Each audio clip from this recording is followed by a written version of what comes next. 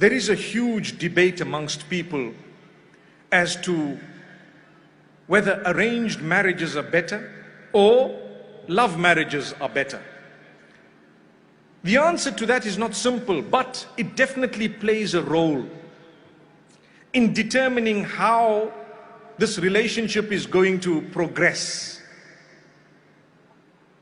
When we say arranged marriage, what exactly do you mean? If you mean that you have no say as a female or as a male, and your parents just decide this is the person you're getting married to, and you wait for them to come, and on the day everything is confirmed, the nikah is done, and suddenly you see your spouse, in that case we will tell you from a religious perspective, it is wrong. It is wrong. It doesn't work that way. But if you are saying an arranged introduction, whereby the parents say, you know what, my son, you're ready to get married. I'd like to introduce you to such and such a person. Or one of my friends has a daughter and I'd like you to meet this person. That's called an arranged introduction. And I'd like to think in the case of a lot of us, that still applies. In fact, it's not a bad way of doing things. It's probably considered more durable for the marriage when there is an arranged introduction. Once you're introduced, you meet, you must meet. You speak, you must speak. And not just once, until you are satisfied. This is the person. Yes, I was introduced by my father to a family who has a son, for example, or a daughter. And I met them once and twice and thrice. And I found them to be absolutely amazing. Inshallah, we're getting married. And you find, how could you get married in such an arranged system? I tell you that's not wrong, because the meaning of the term arranged marriage differs from situation to situation. In this case, it was an arranged introduction. You have the right to decline. My beloved parents here, if your child has declined someone, please support them, stand up for them, and don't shove it down their throats. It's not you getting married, it's them getting married. You might want to ask them, oh, but why? They might give you a reason. The reason might be strong, it might not be strong. But at the same time, if you are going to shove it down their throats, how do you expect there not to be family problems that you cannot resolve? They come to you 30 years later and say, I never ever wanted to marry you, my father forced me. You go back to the father and grip him and say, look, what did you do, man? Subhanallah.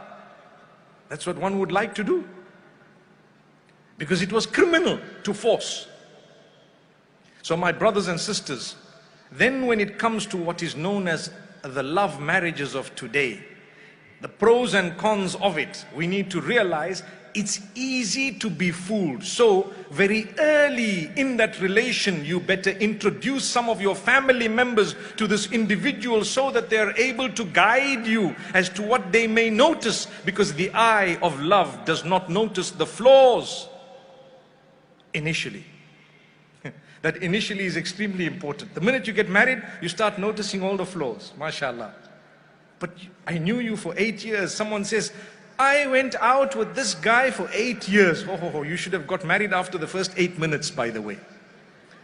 But I went out with this guy for 8 years. Everything happened. And so now when I got married, we just can't get along. Well, I tell you what, I'm a believer. I can tell you that the first 8 years, Shaitan was just beautifying yourselves to each other. The minute you did the right thing, he did the opposite. That's why it's important. If you have met someone, my beloved elders, who are a little bit older perhaps, listen carefully to what I'm saying. Because some of us don't want to admit reality and we don't want to do the right thing. If your child comes up to you and says to you that I have come across someone, be it at work, be it at the university, be it somewhere. It's not something I encouraged, it happened. They went out. Our children have eyes, they have ears. They come across people, they see things. Let them be so close to you as a child that they will immediately tell you, today I met someone and do you know what? I really feel that you need to help me because it's a potential spouse. I ask you a question, my beloved parents. Do you think your children would have the guts to come to you and say that? If the answer is no, Please, we're living in a century and in an age where you need to have a relationship where they can come up to you and tell you exactly that. And how you react shouldn't be an outburst. I've already promised you to my sister's children. Relax, relax. You promised who? By the way, who is getting married here? Is it you or me? That's the question. May Allah grant us ease.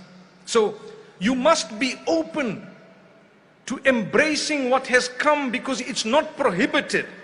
If it was totally prohibited, we would tell you no. But culturally, we feel like we don't want to do this simply because the shackles of culture have not yet left us. And cultures are brilliant, they are good.